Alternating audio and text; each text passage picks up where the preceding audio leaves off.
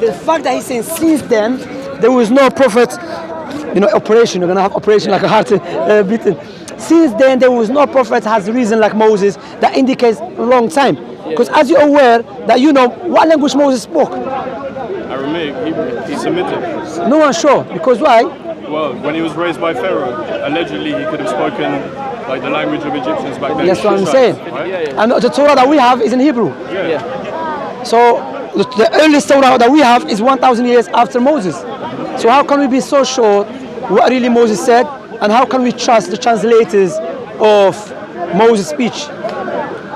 You can't be sure 100% because it's human error, right? Human error is fallible. It's not perfect. It's not like God. It's not perfect.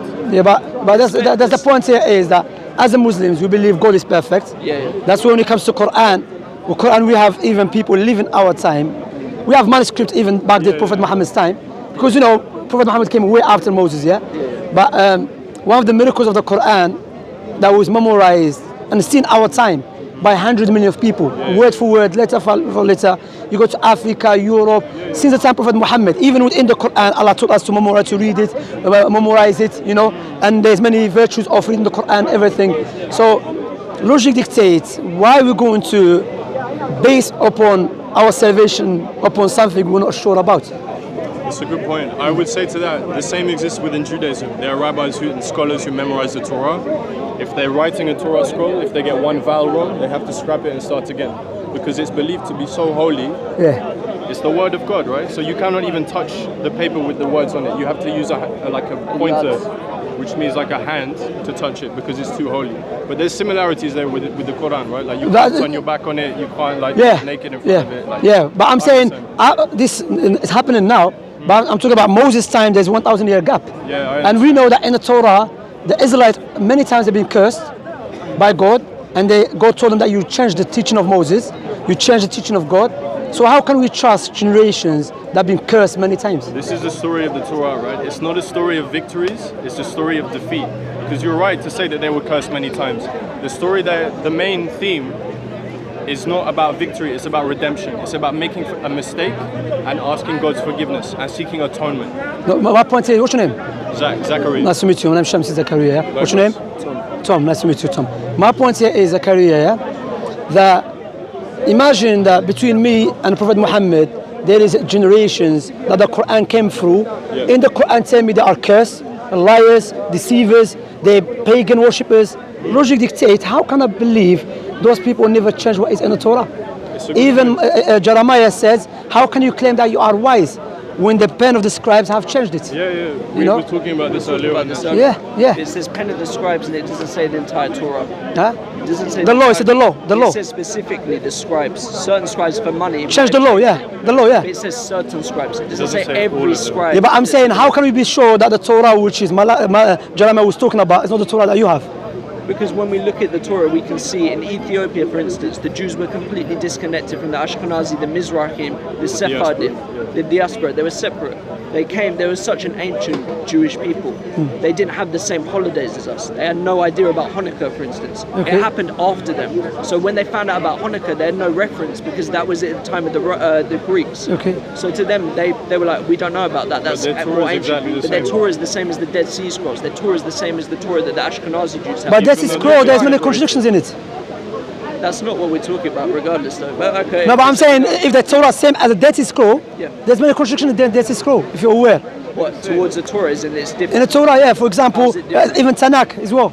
What, they're different? They're different, for example, how many horses that David had, and how old was the king, Ahab, another king.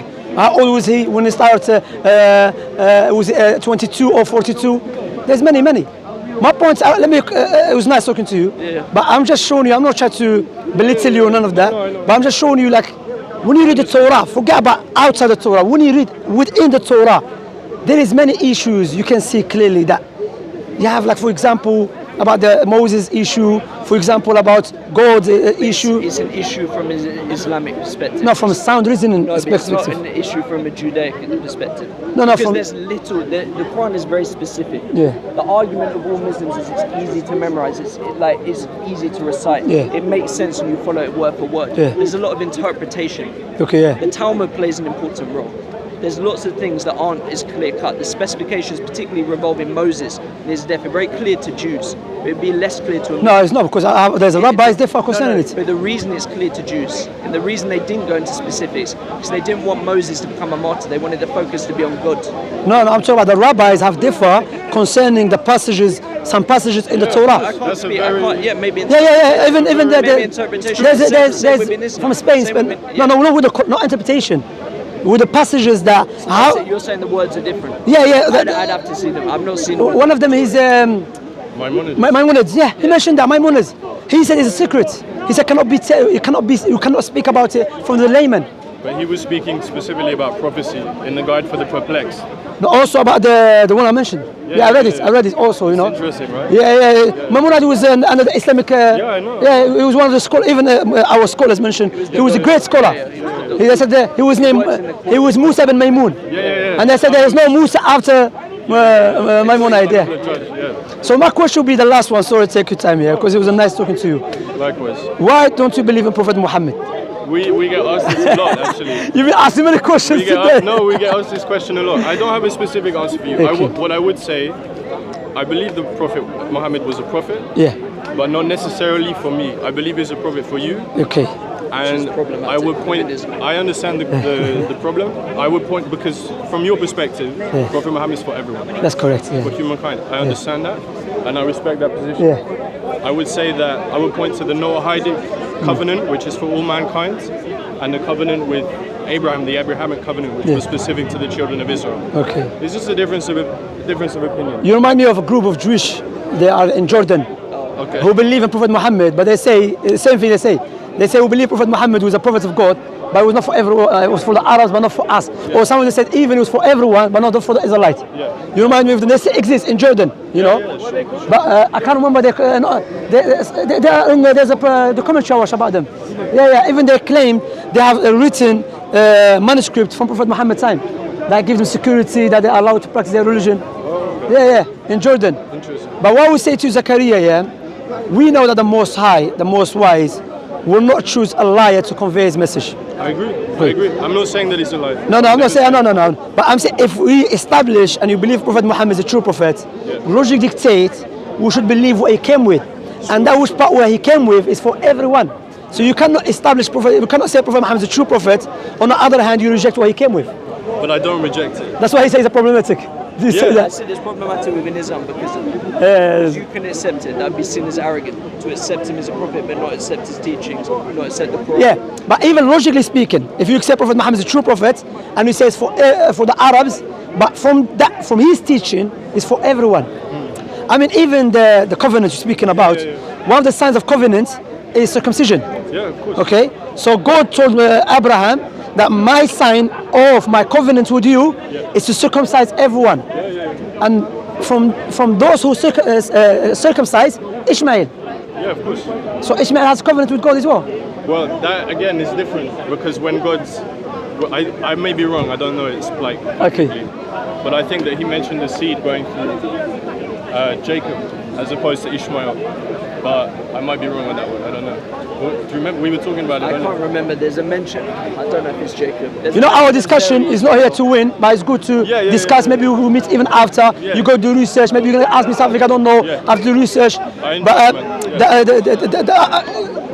I just said it today that God told Abraham, one of the signs of my covenant with you, that you circumcise everyone. So my point will be, if Ishmael is not part of the covenant, what was the point of Abraham circumcising him? Because God told him that is a sign of the covenant. Yeah, I agree. Also, Isaiah 42, are you aware of it? I'm not aware of that passage, but I'm aware of Isaiah. Isaiah 42, it speaks about servants who's coming to glorify the Lord. Okay? What very interesting in this Isaiah 42, he says, let the wilderness and its cities lift up their voice. The villages that Kedar inhabits. Let the mountain of Selah sing. Okay? Kedar, if you go to Genesis 25:13, He said, this is the names of the sons of Ishmael, according to their generation. First one is Nabiyot, then Kedah. Also, if you Google mountain of Sela, Sela is in Saudi. And also in Jordan, Huh? which is again problematic. There's another mount in Jordan called Selah. There's two. No. They say which is the desert of Sinai. That's what they say. Yeah, Sinai. But we know there's another one which is rebuked there. That the desert of Sinai is too wide, even include the Arabs side. You understand? But I'm saying why this prophet? Because these servants of God is coming. He said the people of Kedah will rejoice. And in the Tanakh, the people of Kedah, either the son of Ishmael or another name for the Arabs. Historically is known, no one made them rejoice except Prophet Muhammad. It's interesting. You have to think about it, you know. Yeah. What I would say, I mean, I don't think anything of what we said. I don't think we disagree on anything. Yeah. But I would say that one of the. Good. I can't speak on behalf of all Jews. Yeah, of course. Even me, I don't speak on behalf of all the Muslims. But- No, that's good points. But there's an old Jewish proverb. They say 2 Jews, 3 opinions. So I would say that one of the main themes within Judaism, and especially like biblically within the scholars, is to question critically, debate, like, you know. So perhaps that would explain your earlier comment about like there being contradictions. Yeah. What I'm saying, no problem It's at a all. very like widespread practice to like. But we should debate. think about it as well, because why? Look, our Prophet Muhammad, when he was in Medina, this shows you how we glorify Moses. Oh yeah. Prophet Muhammad, Mentioned the most times in the Quran, yes, he's mentioned more than Jesus. You know, Moses is one of the great messengers without any doubt. You know, even there is one of the rabbis. He lives in Malaysia now or in Indonesia, and he mentioned. He said, you know, because some Christians, let me make it clear, because always they say you Muslims believe the Jews are pigs and monkeys, because you have the story. Even it's mentioned in the Jewish sources as well. It's not about every Jew. That was specific to those people who rebelled against God. Understand? It's That's about what, context. clearly context. So you're not allowed to go to every Jew. You're a monkey. No. It was specific to those who disobeyed their prophet, and God turned them out to be a monkey. But and from it's funny to say our Islamic sources mention they had no offspring. Those guys, no one came from them. You know. But it was nice talking to you. Can I give you a gift, please? Of course. Thank you very much. I want to give you something. Don't worry, my bag. Just to read it. Too many bags. Zakaria, just read it. You know. It's not gonna make you Muslim, but just read it. I always keep an open mind. That's good. Here. This is Islam. It's a nice one to read. All right. Can I give you one, please? Thank you very much. It was a pleasure talking to you. Thank you very much. Zakaria, take care, bro. You too, Take a nice one, man. See you soon. We're cousins, isn't it? Exactly. Brothers of the book. Huh? Take care, yeah? Look after yourself. Thank you very much.